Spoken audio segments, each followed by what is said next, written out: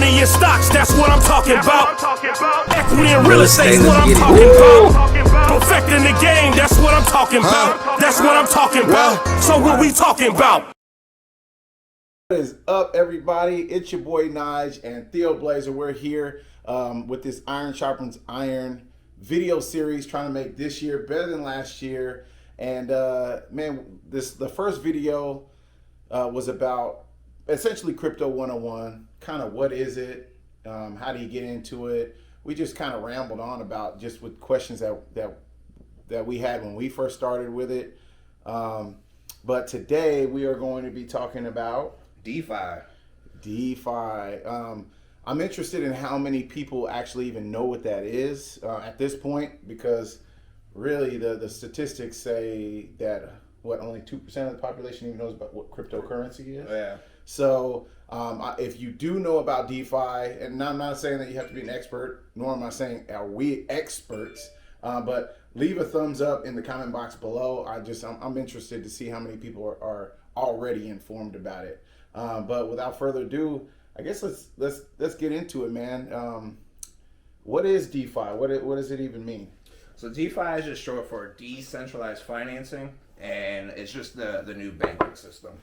So in crypto, we're not creating a new economy. We're just taking the existing economy and making it digital. So best example is before the pandemic, most people went in the stores. During the pandemic, now most people just buy their groceries online and have it delivered, right? Whether it's Instacart or Amazon, Whole Foods, Safeway, right? And so that's all that we're doing in the banking sector, right? Like, how many people still really go inside to Bank of America or Chase or Wells Fargo and still talk to the teller, unless you have to, right? And then even when you have to, you're like, man, I don't want to go talk to these people. I don't want to have to wait in line. And then also with the COVID scare, you know what I mean? Everyone's a human biological weapon. So you're like, back up. I don't want to catch the COVID. And so that's really accelerated this growth of this digital space. And so DeFi is just your online banking, to make it simple. And it takes out the human aspect. You don't need to talk to a teller. And on like a larger scale, from what I understand, it's just the purpose is decentralizing at one economy or one currency, correct? Yeah. So just a easy example is making the U.S. dollar the world's currency. Of course, any nation would want that, but letting one power, that's too much power for one person, if you want to put it simply. Yeah. All right. And so, I mean, that just goes into currency wars. But yeah, so that's all decentralized is it just means you don't have to ask someone for permission, right? So for those of you who are close to our age, you can remember Napster. Yep. Right? And so what Napster allows you to do, before Napster, you couldn't download songs, right? You had to go to Tower Records, you had to go to Best Buy, you had to go to some place. And Napster came out, and it was this new computer program, and you could log online, and you can download all the songs for free. Bad part was artists weren't making any money, right? So you were just stealing from them, you were just bootlegging. But Napster gave the birth to iTunes, right? And so that's where the iTunes store came from, was like, hey, you know what? People don't want to buy whole albums anymore. People just want to buy individual songs. And that was really the secret to iTunes' success. Same thing was going to happen in DeFi space. And like I said, no one really wants to talk to the teller. That's why the ATM machine is so popular. Now the ATM machine is going to be on your cell phone, right? And then the other solution, and I think the biggest problem is, I was reading today that essentially only 39% of Americans have $1,000 or more in their checking account for an emergency. Yep. Right, so that means that if you're looking at 10 people, only 4 of them got $1,000. And it's like, we've always been told that we need to save, right? Save. So why don't we save? And it's like, well, because saving is actually losing, right? The longer that I save, the less I can buy with it in the long run. And where's the benefit? Yeah. Right? If I save, $10,000 for a year in my Wells Fargo account, I think it earned me $1, maybe 10. Right? Maybe. No. It was either $1 or $10. Yeah, I don't remember which one. Because it's like 0.0001. Yeah, it's 1/10 of 1%, right? So what DeFi is doing is they'll pay you anywhere from 5 to 40% for that same dollar, right? And so now that you're making money off of saving money, right? You're getting rewarded for a good action. Now it makes sense to save. And so that's what I really am here to do today. Is anyone who wants to get into crypto, the market's going to be really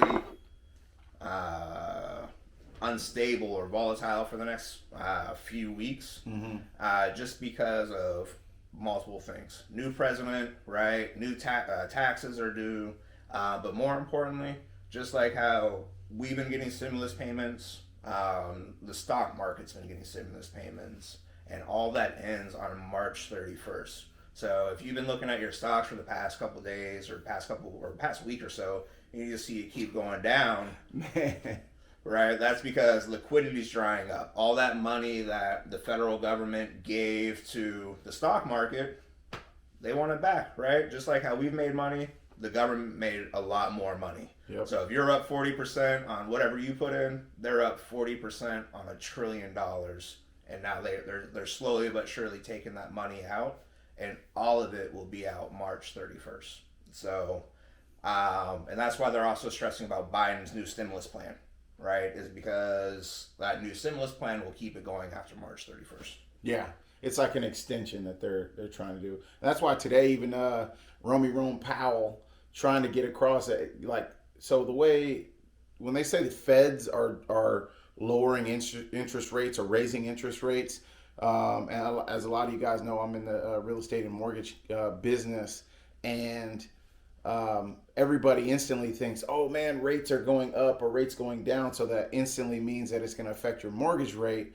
The market already prices those things in, so that's not true. So today, Jerome Powell, he was trying to speak on rates not going up until there's significant improvement, and the significant improvement is employment. So the unemployment rate needs to be at a certain percentage, but that it wasn't even just in general. It meant the overall unemployment rate from every race and gender. So they want to make sure that everybody is kind of back on their feet before they start raising interest rates. But the questions that the reporters were constantly hitting them with were, well, so when do you think that's going to happen? When do you think that's going to happen? He's getting frustrated and almost like, dude, you're not hearing me. I'm saying we're not until we see significant change in it for the better, and we haven't seen that.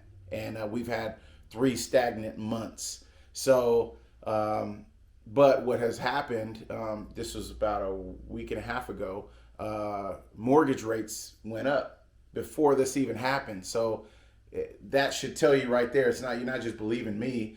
I don't have to be the smartest guy on the planet to let you correlate. Look, the market already priced those increases in because they thought that Powell was going to raise rates. So if you are interested in refinancing, it's still a good time. I mean, everybody's freaking out. It's like, oh, well, I'm not going to get a 2.35 like my neighbor. And I'm like, well, wait a minute. At 3.1 is still, you're paying nothing for the money.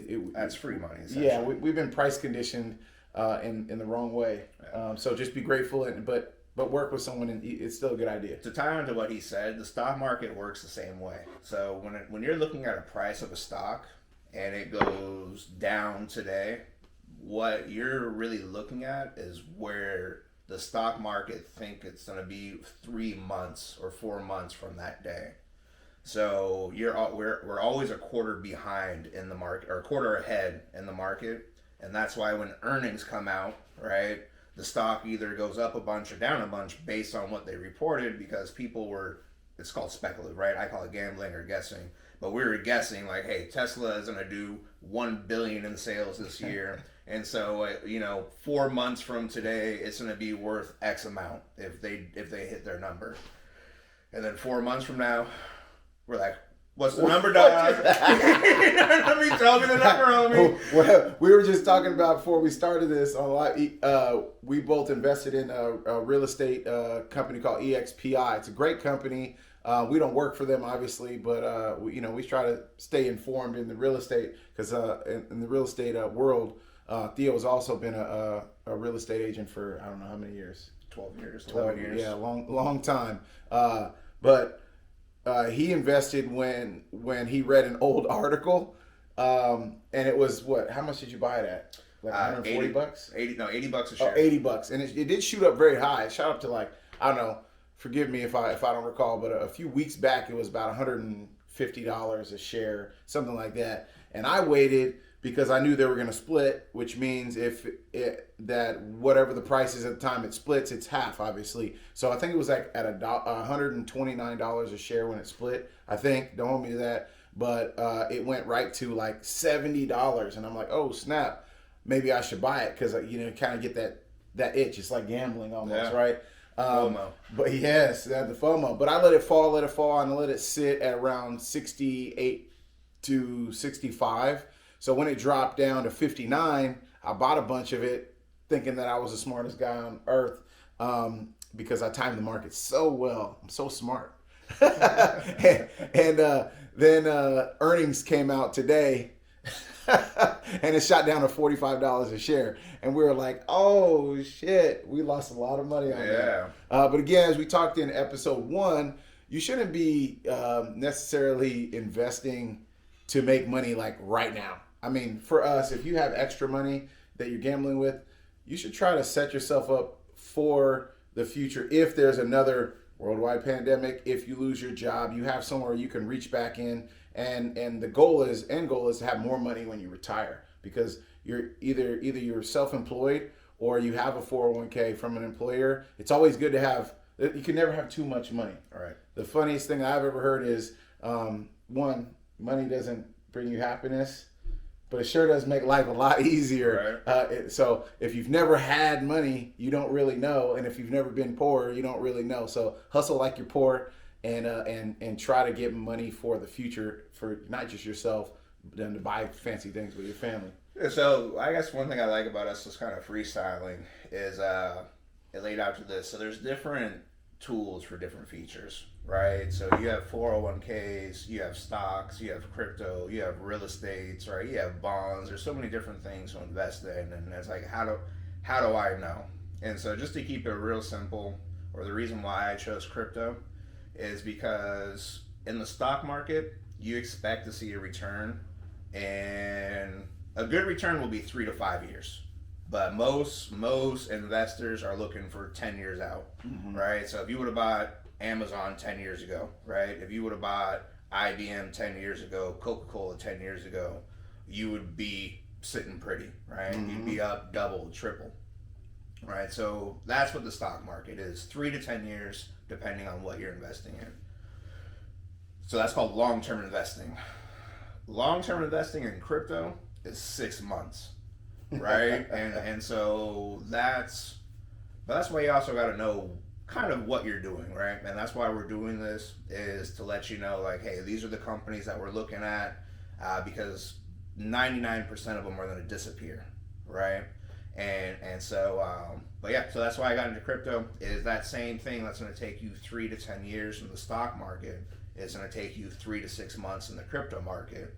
But just on the other side of that coin too, just like how it takes you 3 to 6 months to make that money, or 3 to 10 years to make that money in the stock market, it also usually takes half that time to lose it. Right, so now in the stock market, you lose half your money in 1.5 to 5 years. Yeah. While in crypto, we talking about weeks. Yeah. Right, you can lose all of it in a week. So yeah. Something that I have to remind everyone is pigs stay on the farm, hogs go to the slaughter. So don't be greedy. If you bought that coin and it jumped, if you bought Bitcoin at $8,000 and it jumped up at 40, sell.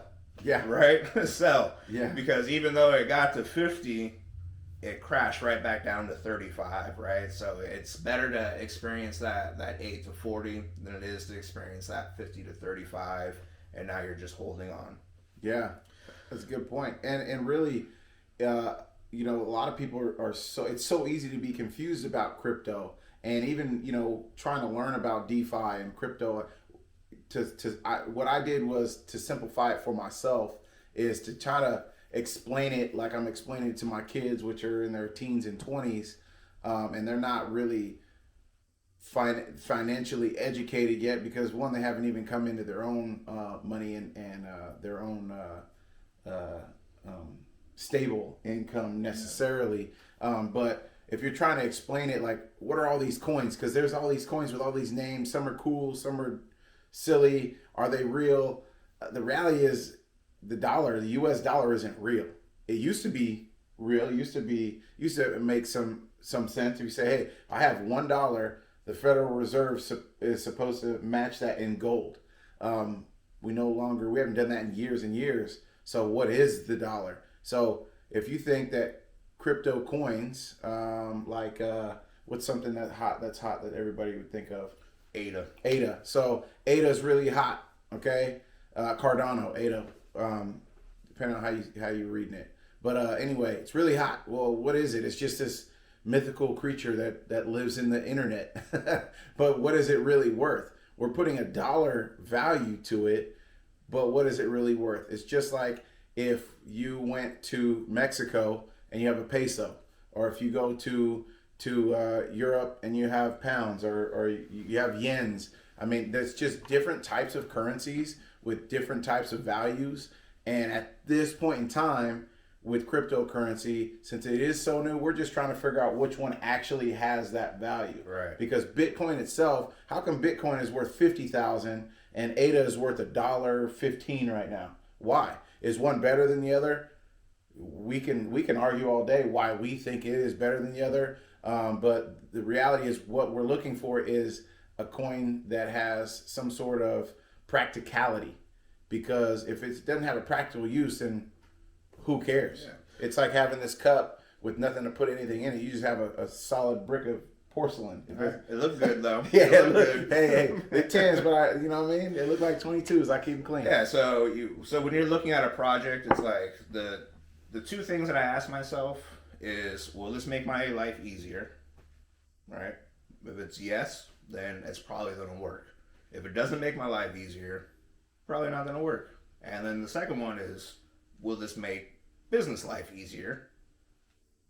Right? Those are two questions. Mm-hmm. Will it make my life easier, or will it make business life easier? Mm-hmm. And so if you look at the market like Ethereum, right? The reason why Ethereum is going to be successful is because now you can do something that's called a smart contract, right? So yes.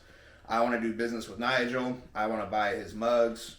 I put the money in a mutual checking account. It's attached to the smart contract. And when FedEx scans his package of mugs that he's shipping to me, part of the funds will be released. And then when FedEx delivers it to me and I sign for it saying, hey, I received the mugs, the other part of the money will get released to Nigel. Mm-hmm. So I don't have to trust Nigel to send me the mugs. Nigel doesn't have to trust me to send him the money. It's trustless, right? It's monitored by a smart contract or a computer program. And so that's what Ethereum does. And so that's why everyone is so bullish on Ethereum, is you can use that for everything, right? You can. Yep. And actually, you have questions on your phone. But what I really like about Ethereum and using it for large purchases like investments and things like that, because if you're in real estate or mortgage, right? It's a headache. There's a lot of documents that we have to pay for, papers we have to pay for. There's a lot of things that we have to do because the actions have not been trustworthy in the past. Right. So when Theo talks about the smart contract creates a trustless transaction, to put it in really simple terms is Theo's selling a house and I'm buying the house. Typically, the lender gives you the money, right? And that lender can't give it to Theo because Theo has an agent or he's his own agent, it's got to go to a third party. So when you have to go to a third party, there's actually rules and regulations for that. It has to go to a third party because not everybody is trustworthy. And with Ethereum and doing these smart contracts, you eliminate that third party for monies because, and it takes now because the market's so hot, it could take up to 60 days, 90 days to do a transaction. How long, and this is all speculative, if I'm selling you a house or I'm buying your house or vice versa, and we don't have to go through an escrow account or a title services or insurance to do the transaction, a third party, how quickly do you think we can do a home transaction? If you do it on Bitcoin network, it'll take up to 10 minutes. Every 10 minutes, the Bitcoin network updates. If you do it on Ethereum, it is 60 seconds. Every 60 seconds, the network updates. Mm-hmm. And so that ties back into banking, right? Let's say you have a savings account and you have $1,000 in your savings account and you get paid next week, but the bills due. And you're like, damn, man, I don't want to tap into my savings account and then spend this $1,000 because then it's going to be gone, right? The $200 bill or $300 bill. Man, I wonder if there's someone I could borrow the money from, right? But you don't want to go to the bank because chances are they're going to deny you, right? They don't do microloans. But that's what the power of DeFi is DeFi will say, hey, since you have $1,000, you want to borrow $200 of your own money, you can do that. And now every time you make a payment, instead of paying back Visa and Visa getting that interest, you're paying yourself and you're splitting the interest with whatever program you use. So if you used Aave to do the loan, or if you use Crypto.com to do the loan, every time you make a payment, let's say there's $1 of interest in it, Crypto.com gets 50 cents of it, and you get the other 50 cents of it. And so it's just taking out that middleman, right? And the process of the lender sending the money to the middleman, that's called friction. And the more friction there is, the more fees, right? Because Nigel or the cup wants to get paid for its services, right? And so that's what makes moving money so expensive. If you ever had to wire money to a relative in another country, it's like, dude, they take anywhere from 10 to 20%. And they take anywhere from 3 to 5 business days. Yeah. Which, who has time to operate on business days? If a lot of people in California have family members in other countries. It might be a third world country. They might need to send emergency funds over there. And if an emergency, 3 to 5 business days doesn't cut it. No. If it's a Sunday night at 9:30 p.m.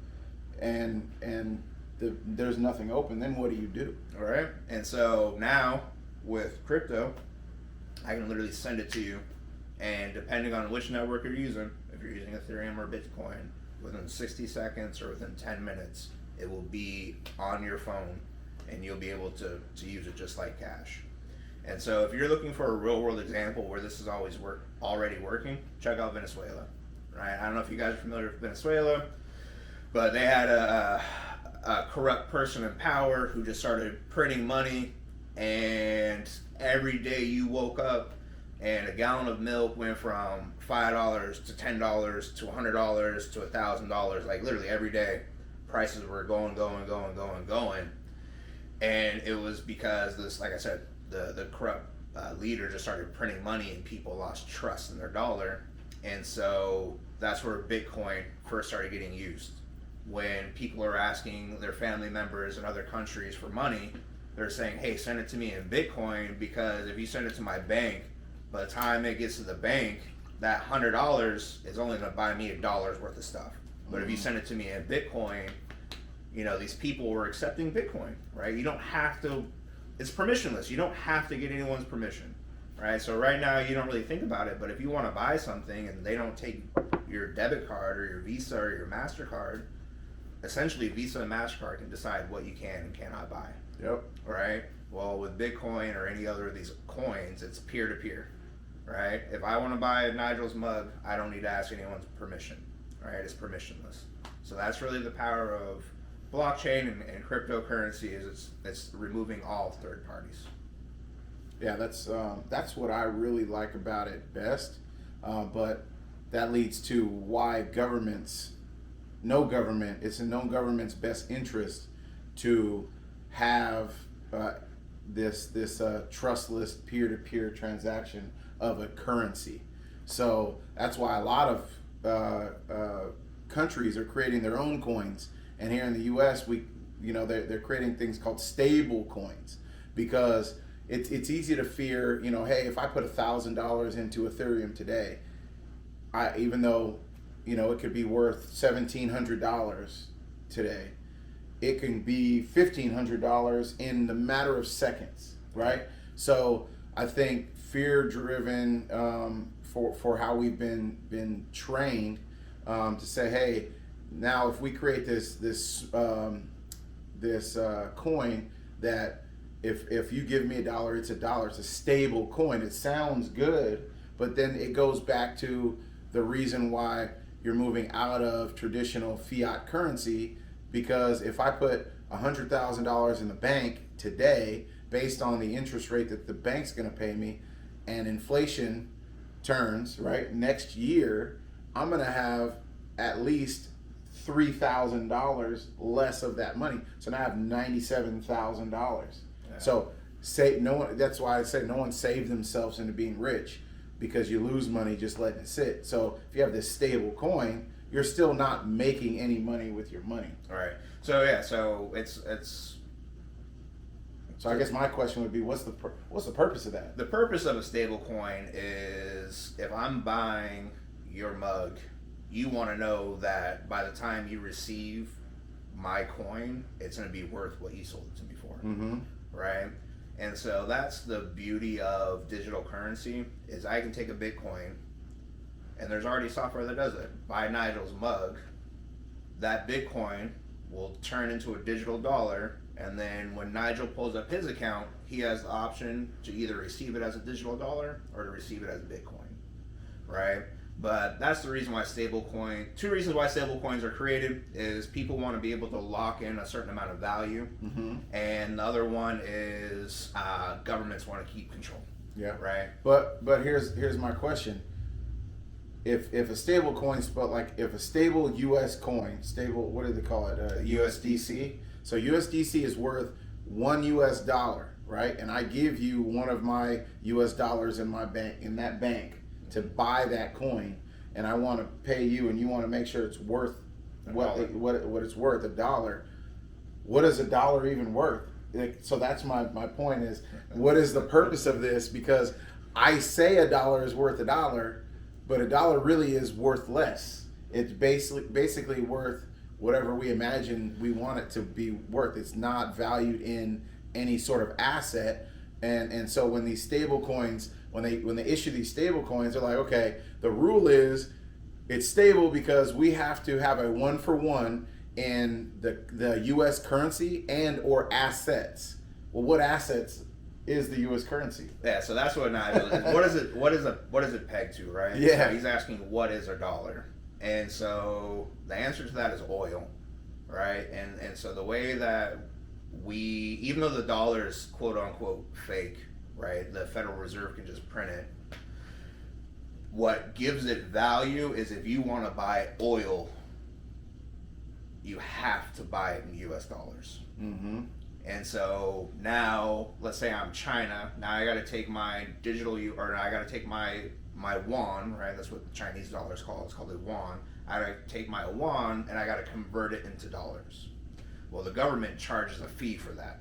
And so that's how the United States makes money. But what protects us is oil, right? And so Saudi Arabia, they're the largest oil distributors in the world, and that's why we protect them. Reagan made a deal with them back in the 70s saying, hey, if anyone in the world wants to buy oil from you, you have to accept dollars, and if you do that, you will have the use of our military. Since you're the smallest country in the Middle East, you're surrounded by a bunch of enemies, but you have all the oil, we'll protect you. And so that's why the United States and Saudi Arabia are so closely connected, is because that's what's been keeping the dollar the world currency, right? So it's called pegged to $1. So when you look at a stock, right, it's like, oh, that's, a share of Tesla is worth $600. Or if you go to the store, it's like, hey, a gallon of milk is $5, right? Money is a form of measurement, right? So dollars are just like inches. It just measures how much something's worth. And then the actual bill is the physical, it's the ruler, right? If you have a $100 bill, you can buy something that's 100 inches, let's say. And so that's what's slowly but changing is things are starting to get pegged to Bitcoin or to gold, right? And so Bitcoin, that's why it's called a reserve currency, is because you're not going to spend Bitcoin, right? Bitcoin is just like gold, right? Back when our dollar was based on gold, we didn't walk around with gold coins and spend gold, right? We had these dollars. And then when you wanted your gold, you went to the bank, right? Here's my dollar, and then the bank would give you $1 worth of gold. Well, that's going to be the same thing, but digital. So Bitcoin is going to be your store of value. So you and I aren't going to be sending each other Bitcoin back and forth, but we'll be able to break off these stable coins that are always worth $1. And then whenever you want to convert it back into Bitcoin, you can. And so that's why stable dollars got invented, but now banks got involved, and it's what Nigel's saying, is you're going to have this hidden tax. It's called inflation, right? So every year, if you save money and if your money doesn't grow by itself, if you just put $100 in the checking account, and if next year it's not $110, you actually you didn't lose money, but you lost purchasing power. Yeah. Because everything goes up, right? I don't care what it is. Anything today is more expensive than what it was 3 years ago. Yes. Actually, except for oil. But let's go back to that. And so this is why we know that digital currency is going to work, is because what's happening to our energy, right? Most of the world right now is ran off of oil.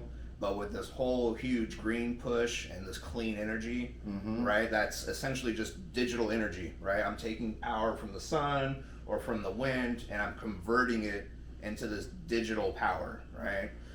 And so that's all that we're doing with money.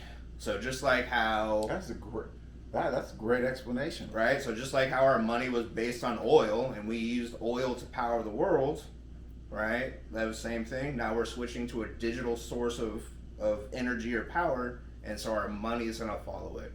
So not to get a little metaphysical on this, but that's why they say on every dollar bill, in God we trust, is because whomever the most popular god is at that time, that's also the money.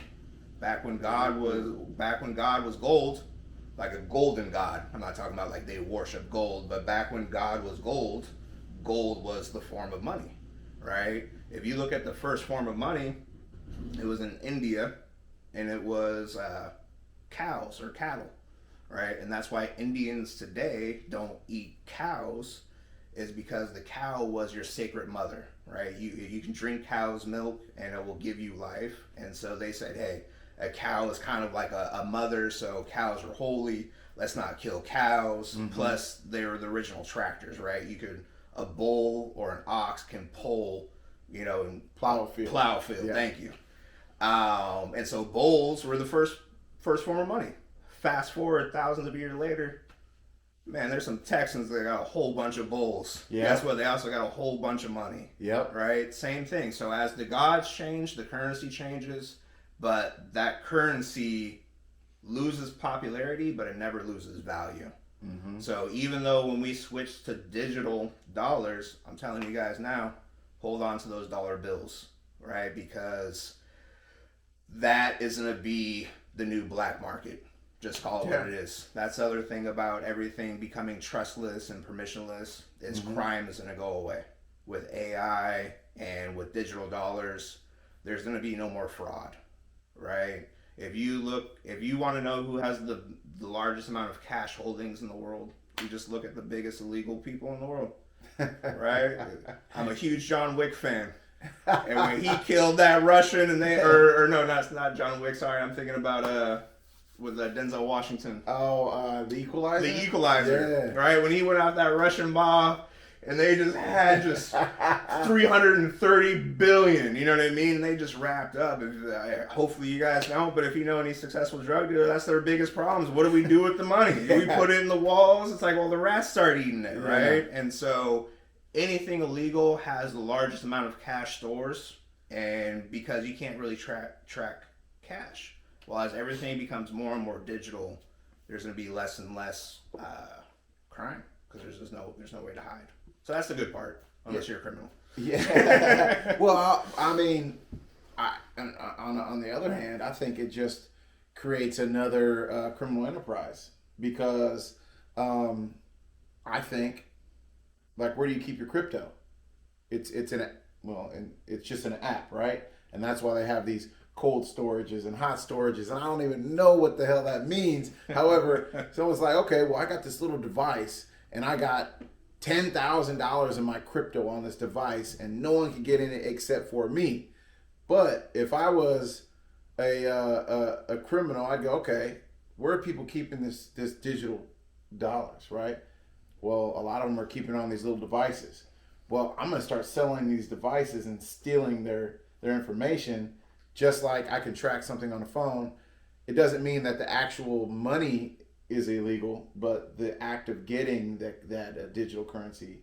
I mean, it's called fishing, folks. What's going on today? You know what I mean? It's called fishing. So that's the only reason I'm saying crime. I mean, not like, obviously, I'm not giving anybody ideas. I'm sure it did, but I'm sure people are already doing that. And let's get it. If you're in a situation where you're doing that, it's not because you want to, all right? So I get it, and we're not here to judge no more.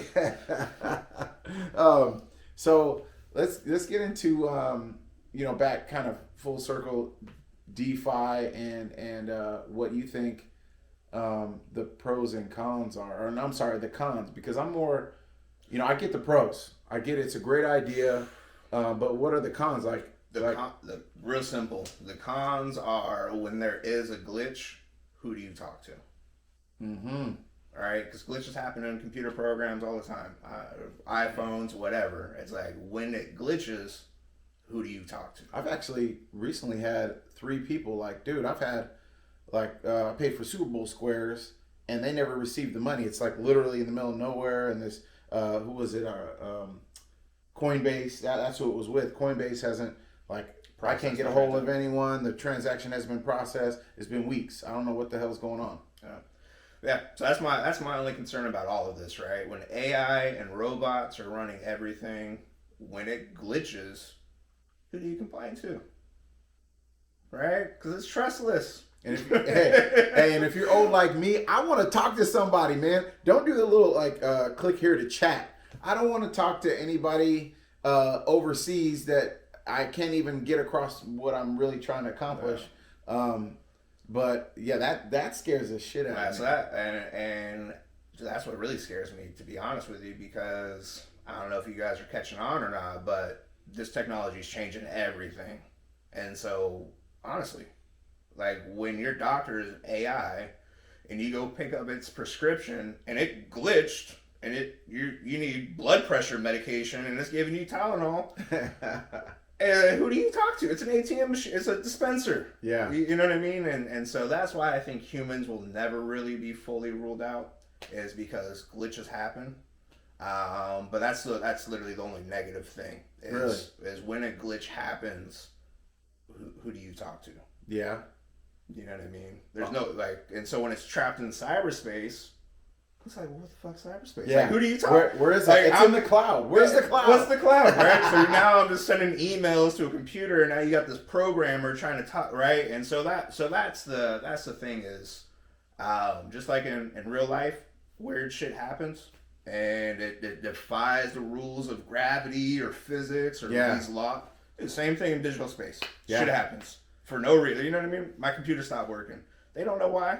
Yeah. You know what I mean? We were just talking about it earlier. It's like we just like to label things and act like we know what it is. Like electricity. Oh, it's electricity. What is it? What is it? It's electricity. It's like, oh yeah. You know what I mean? It's the same thing. It's a computer program. Yeah. So when it crashes, unfortunately, there's just no one to talk to. But the good thing is it doesn't crash very often. And just like all banks, it's FDIC insured. So what I really guys want you to take from this is, if anyone right now wants to get in the crypto space, do not buy to hold for the long term right now. You're buying at the top of the market, and what goes up will come down. Everything is just hype right now. People are excited, and it's equal opportunity for everyone right now. I think that's another attractive thing about this space, is in most other spaces there's a hierarchy, right? If I want to start flipping homes right now, it's like, well, there's someone that's been flipping homes. So when I find that good home, now I got to bid against him. And he's probably got deeper pockets, right? Crypto space right now, there's no hierarchy. Everything is a level playing field. And so that's why I'm trying to encourage so many people to get in right now, is this is the greatest transfer of wealth in history. It's only going to be going on into, I think they say by 2030, AI and robots will be at its peak, right? So just think about, the internet came out in 1994. It didn't hit its peak until 2017, right? Blockchain came out in 2008, right? They're saying it's in a peak between 2025 and 2030. So the window's closing, guys. At best, you got 3 to 9 years. But as we get closer to that 2030, your profit margins are going to get smaller and smaller, right? Yeah. Just like you can buy a Tesla today, but if you would have bought Tesla 5 years ago, you would have made a lot more money. Same thing with crypto. So if you want to get into it and you want it to be risk-free, DeFi space, download the Crypto.com app, download the Coinbase and Coinbase Wallet, and they both have section on there called Earn, where they'll pay you, it'll fluctuate every day, but it'll fluctuate between 10 and 40% per year interest on these stable coins. So like I said, if you just got money sitting, it only makes sense if you have $1,000 or more. Yeah. If you have $1,000, don't go invest in your rent money. Yeah. I actually talked to somebody that they're like, damn man, like I dropped $4,500 in and that was all my money, and now it's like the market crashed and yada yada yada. It's like, man, that's what I say. Do not do that. Do not do that. If it's fun money, if it's something that you were going to use to buy a new pair of shoes that you didn't need, or a bottle of wine, or some Hennessy or some, I don't know, some tasteless stuff, something silly, use that money. Yeah, make it a game. And that's the number one rule. If you listen to anyone on YouTube, if they're not telling you do not invest money you are not willing to lose, don't listen to them, right? Because it's not a get rich quick. It is, but it isn't.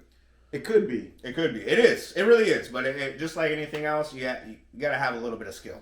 Yep. Right? So it's like, hey, if we playing basketball right now, are you playing on the NBA level, or are you on the school grounds, right? So if you're playing with your money, you don't want to be that elementary player, right? Yeah. And so the way you get experience is you start off with DeFi, Coinbase wallet, Crypto.com wallet, or the third one I'd recommend is called Argent.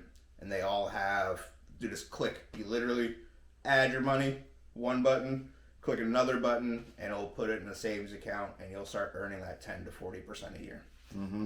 So that's all I got for you. Yeah. Well, you're earning what you imagine is U.S. currency, because that's what you put in here in the United States. But you're earning different coins, and that's the cool part about it. Is it's almost like creating your own ETF within the crypto space, right? So you're earning all these different types of coins, and yeah, it's valued visually to you in U.S. currency. But if you had one coin when you first started of XYZ, whatever you call it, coin, and after earning at 15% or 20% or 5%, now you have 100 of those coins. It doesn't matter what the market does to fluctuate. Even if the one coin is worth less in U.S. currency than you had originally, now you have 100 of them. Right. So your economy of scale has changed for yourself, and you're like, okay, cool. Now I got 100 coins. So kind of lose focus of what dollar basis it is. You want to just have as many coins as you want, or you can have, because you never know what's going to hit. Yeah. You never know. He's just talking about creating assets, right? And so that's why I say don't value dollars, value assets, because assets create dollars. And so even though assets may fluctuate over time in the short period, in the long run, I'll go back to Coca-Cola. I don't know where Coca-Cola was 5 years ago, but I know it was less expensive 5 years ago than it is today. Yeah. Right? So there's probably moments in time where it would have been cheaper than my original investment, but over time, you'll always be better off. Yeah. So same thing with Bitcoin. Bitcoin and Ethereum is email and internet. Bitcoin is email. I don't know if you guys know this or not, but email was invented in 1960, and we haven't changed it. Like, trust me, I don't know what a better email would look like, but it's out there, but just so many people have used it, we just don't change it. Well, that's Bitcoin. Bitcoin was the first cryptocurrency. There's better ones out there, but Bitcoin is the most trusted. It's never been hacked. You can't fraud it. You can't cheat it. And so that's why Bitcoin's not going anywhere. Ethereum is the second most popular coin, and that one's not going anywhere. So if you're buying anything for the long term, buy Bitcoin or Ethereum, and never, never, never buy all in at once. Yeah. Again, like last week's video, just dollar cost averaging. That's not something new. We didn't invent that. That's the cool part about this all is if you have $5 free this week, or this day, whenever you set it up where you want to buy, you can manually do this. Then use $5. Buy $5 of Ethereum. Then next week, buy $5 of Bitcoin. And don't worry that $5 is now $3.95, and then in 2 hours it's going to be $7.95. Who cares? Make sure that you're accumulating more and more of those assets, because at some point it's money that you have saved, and you will eventually make more within the asset. And that's the whole goal is if you bought it for $8,900, like when Theo told me to purchase it, like back in March 2020, right? I think that's about where it was, and it went to 13,000 a coin. You're like, oh man, I just made XYZ amount of money, and it doesn't matter. You still made, in a few weeks or months time, you made $3,000, $4,000. That's really cool. You don't have to worry about, oh man, I should have held it till it went to 50. Right. What you should do is buying little by little by little, and if it goes up and down, you're learning. So you learn by doing. I mean, I think it was Gary Vee. He uses this all the time. You can read about doing push-ups, but you can't get good at doing push-ups without doing push-ups. Right. So if your push-ups is a $5 purchase in crypto every week or every day or whenever you feel like it, that's your push-ups. You got to do it. You'll learn. Dude, and the best analogy I learned was, I'm really big on words, right? So it's called streams of income, right? And they always say water is money, and money flows. And it's like, all right, that $5, that'd be a drop. But if your sink's leaking, and you just get a drop, yeah. You get a little drop, and it's not draining, pretty soon you get a flood, right? Or you get a pool, and that pool turns into a stream. And that stream goes out to the street, and it connects with the other stream, and that, you know what I mean? So That's how investing works. And I think that's the biggest hurdle on why people don't invest. I can say that's the biggest reason on why it took me so long to finally start doing it was, well, if I put $1,000 in, like, who cares if I make $1,000? Like, that's cool, but it's not going to change my life, because we always watch The Wolf of Wall Street, and we think we're supposed to just hit it big. And it's like, well, shit, if I ain't got $1 million or 100,000 put in, like, what's the point? Yeah. It's like, dude, I think that's Wall Street's trick to keep us out of it. It is, because that is a big, like I'll send the free app or the money in my link, whether it's crypto.com or Webull or something like that. And I'm encouraging people to sign up because they ask questions. They get free stocks to kind of learn how it works, which is really cool. But they're all like, oh, well, I haven't really got to it because I ain't got big money like you, man. I'm not really yada, yada. It's not about big money. It's not. It's about slowly, building that. I mean, we've all done it. If you're as old as we are, who likes having change in their pockets, right? Right. So what you do, you set up a little container that when you came home every day, and you put that change in that container, and then I know what we used to do with that. We used to buy some stupid shit later. You'd go roll up the coin. This is before they had the coin star. But we would roll up our coins and then buy shit like that our parents couldn't or wouldn't buy us, or even as an adult, we'd use that money like. Funny story. We used to do that. Me and Lisette used to do that, and we used to do the Vegas trips, right? And we put all our coins in a container, and then of course, how else do you big water jugs? Yeah. No, it was like a pickle jar or something. Okay. So we put all of it in there, and when we knew we were going to go to Vegas, we would pour all of that out on the table, and we'd sit there and take all the pennies out. And the dimes, we'd only basically just look for the quarters. So we take all the quarters out, and what better place to store your quarters than a Crown Royal bag, a purple bag, right? So we put all of our coins in this Crown Royal bag, and then we take all the change back, and we put it back in the jar, and when we got to it, we put them in little paper rolls. So we'd roll the coins. So the funniest shit happened to us. We went to Vegas with all these bags. We had a Ziploc and we had Crown Royal bag of all these freaking coins, bro. We go in the casino and we're like, we're just filling ourselves. We get there and they're like, what do you want to do? What do you want us to do with this? And I'm like, well, the machines don't have slots all of a sudden. Because I think it had been like 2-3 years before we had gone in between. It doesn't have slots, so we just, we usually bring our coins here and you guys swap them out. They're like, we don't do that. You're going to have to go like to old Vegas and see if there's someone at the cashiers that'll do it. We looked at each other and started dying laughing.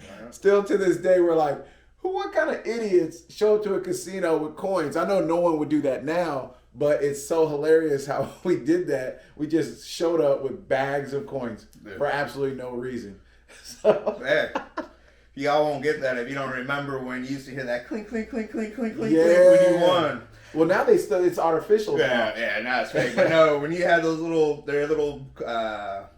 their coins fall out. Yeah. Dude, that was the best feeling in the world. And then they give you a bucket. Yeah, you'd have that bucket, walk around. But hey, man, that's a perfect example of something that switched from analog to digital. Bam. Right? You used to add your quarters. That was analog. Then they're like, there's probably fraud going on, to be honest with it. People were making their own chips, their own coin. Yep. They're like, shit, we're just going to make it so you get this little ticket, right? You go to ATM machine, you just put your dollar in directly, and then we'll give you back a voucher. Right? Yeah. Once again, we'll give you back a dollar bill, yeah. And now you can take it to the cashier and turn it into currency, right?